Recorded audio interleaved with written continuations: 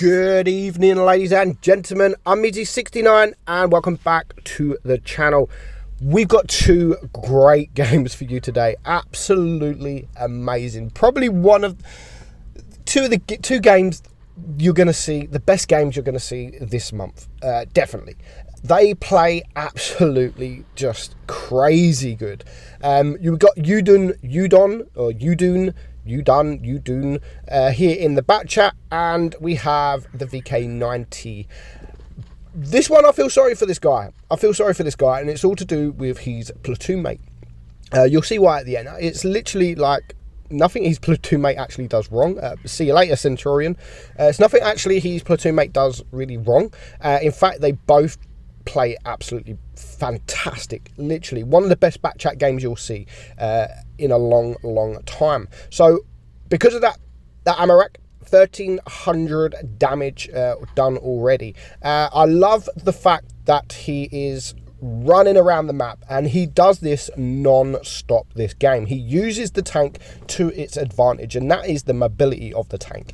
Uses it to his advantage, getting around the map when he can, using the speed and relocating as much as he can. So he's not just going to stick in one position. So he knows the Jagdtiger is there, and a lot of players would have rushed that Jagdtiger because he looked on his own, but this guy didn't. He knew that there could potentially be more tanks in the way, and there's actually like three or four other tanks there. So nice decision then to just stop and wait, and now he can focus on the VK90.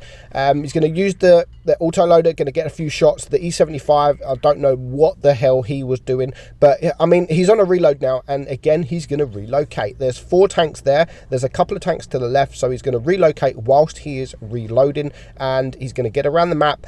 Now, good decision here. I mean, it's a tough decision in making. Like, it's very brave. It was very brave to go where he was going, but he knows that the Jagdtiger was the other side of the hill. The Jagdpanzer was behind the house, so even though there's 3 or 4 tanks around, none of them could shoot him because of the position he was at. So he could take care of the VK90s. Unfortunately, he couldn't get the 3rd shot in, which would have taken him out, but he still manages to do some damage. And now again, and again, I love the fact when people do this, and you don't see it often. He was with his 2 mates, so he just literally goes to the right of his 2 mate, so him and his 2 mate are not together, and they take care of the Jagdtiger very, very easily. So he's now on 4.1k damage, and how easy has he made this look?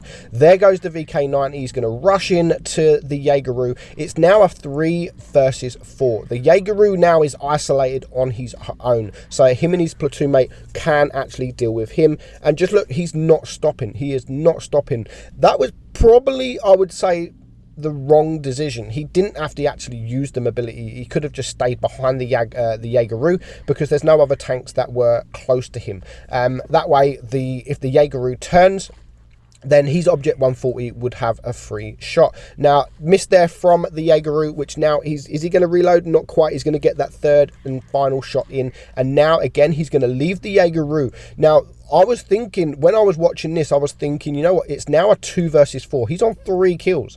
Maybe, just maybe, he's going to get a 7 kill, but he's not interested in kills. He's not interested in kills. He's interested in the win, and he's going for these tanks that he knows he can clear. So his platoon mate does clear the Jaegeru. He's dealing now with the pattern. Good shot there from his platoon mate just to save his hit points a little bit, and now they bring it down to a 2-on-2. He's on 6,300 damage. There's a full hit point mouse to deal with. There's a lot of hit points up for grabs at the moment. Now, there is the Jaegeru, another Jaegeru on the enemy team. Again, it is pretty much full hit points, and his decision, what he's going to do now, is absolutely vital. He is going to go and try and go for the mouse, but of course he has to be careful of the Jaegeru. So in the position he's at, if he goes for the mouse, the Jaegeru is going to get the shot off. So he's going to ignore the mouse. He is going to ignore the mouse for his platoon mate to deal with, and he's going to get behind behind the Jaegeru, because now the mouse is dealing with his Object 140. They've literally separated the tanks apart, and he's going to go for the tank that can kill him in one shot, and the tank that he can just easily get behind, which is exactly what he's doing now. So very good move in ignoring that mouse. Very, very good move. So he is going to take care of the Jaegeru. He's now on 8,900 damage. And this is where I said I would hate it if this was my platoon mate. He is 100 damage away from 9,000. I would be spamming that chat. Dude, let me get a shot. He just gets the shot, but it's a little bit too late, and he doesn't quite get that 100 damage. So he doesn't finish on 9k, but he does finish on 8,974 damage. What a game that was. He loses a little bit of credits, but I'm sure he doesn't care. Now look at that, 3,000, pretty much 4,000 and 9,000. That's 13,000 damage done in that platoon, over 15,000 in total damage. So the team alone, 5 of their members did 2k, and just 2 players did 13k. Absolutely fantastic battle there. Next up, I'm not even going to try and pronounce this guy. And I do have to add, none of these guys actually sent me these replays. I took a look at Blitzstars Hall of Fame, and these were on there. So I thought, I watched them, and I thought, you know what, I'm going to steal them. I'm going to steal them. And I'm glad I did, because this battle is, it's one of the best battles I've seen. It's one of the best battles I've seen in a long time. It's definitely the best battle I've seen in a VK90. It's on mines. The VK90 when it first came into the game, it wasn't a fantastic tank. It was during test, the armor wasn't great, but then Wargaming did buff it, and they've made it such a fantastic tank now. It's so underrated. It's a brilliant tank, and definitely, I wouldn't say it's definitely worth getting because of the price. Depending on the price, if it's for gold, then maybe you can say, yeah, it's worth getting. If you can get gold at discount, etc., then yeah, it could be worth getting. But he is in a fantastic position, and the best thing about the VK90, it has a very, very strong turret, and it is quite high, so we can just manage to reach over this rock and get some shots off, which he's going to do in a Death Star there. And now that was a nice shot into the Death Star. The Death Star is going to shoot him back, but he's going to use the HE, and he still does like nearly 600 damage there, or just over 500 damage. So that's the best thing about using the HE in the Death Star. Nice high roll there on the Leopard 1. So already 2k damage, and he's getting block after block after block, and he's going to bounce a lot of damage in this game. Now I think he wants to push the hill there, but right now is not the time to push the hill. If he decides to push the hill, he could potentially get a side shot from the Death Star and a side shot from the Object 268, and of course the mediums that are there as well. So he's just going to be very, very patient and wait. Now the Leopard 1 has gone, which is great because that's the spotter. Now he can make his move because he's not spotted. So great move there, moving up the hill, taking now control of that hill. It is a 5 versus 5 at the minute. 3 of the tanks are now around by Cap, so this is a bold move. Does he go help the tank that's about to die, the VK90, while they're dealing with him, or does the rest of the team push and rush on the TDs? Now, me personally, I would have rushed the TDs, but he's not. He's got control of the hill, which is, I think, what he wanted to keep. He wanted to keep control of this hill, and of course, if he goes towards the TDs, he is going to lose control of the hill. So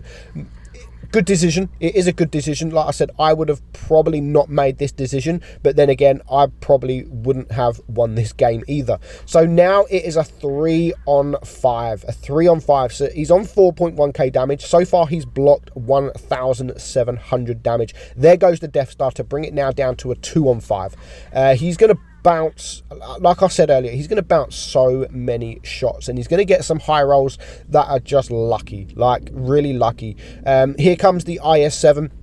Doesn't want to push the IS-7. You've got to remember there is a Death Star somewhere, and there is an Object 268 somewhere. So even though he has the hit points, he does have a lot of hit points left, but one shot each from them, then it could be game over. So he's just going to wait for the IS-7 to make the mistake. I mean, he's on, like I said, 4.6k damage, 2,100 block damage. He is going to go up a little bit, and this is where the IS-7 makes a little bit of a mistake.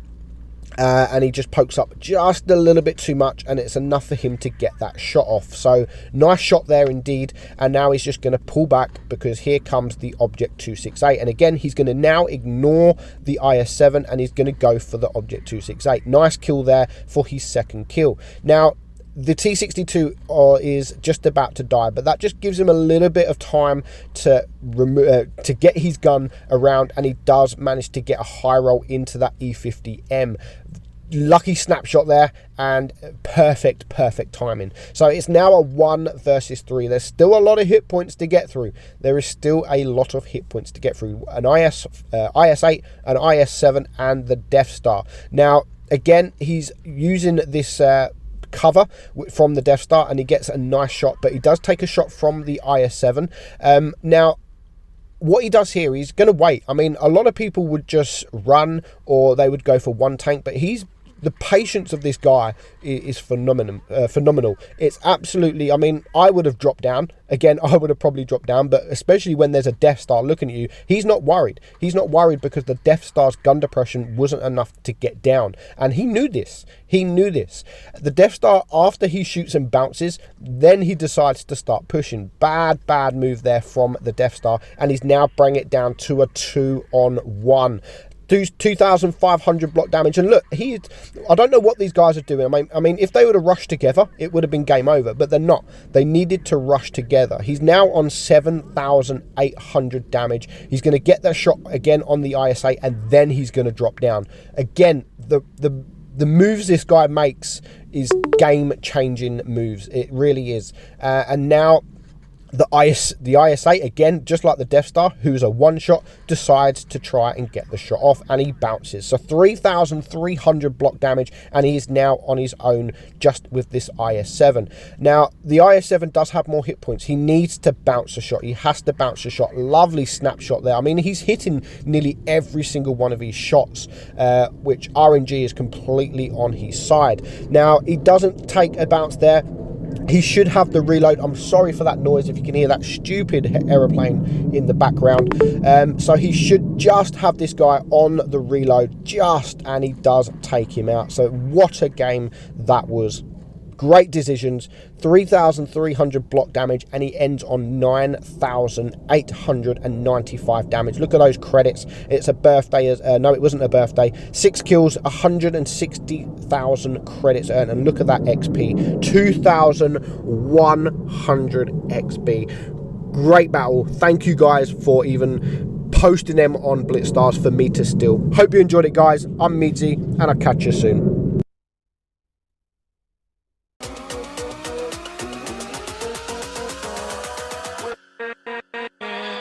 With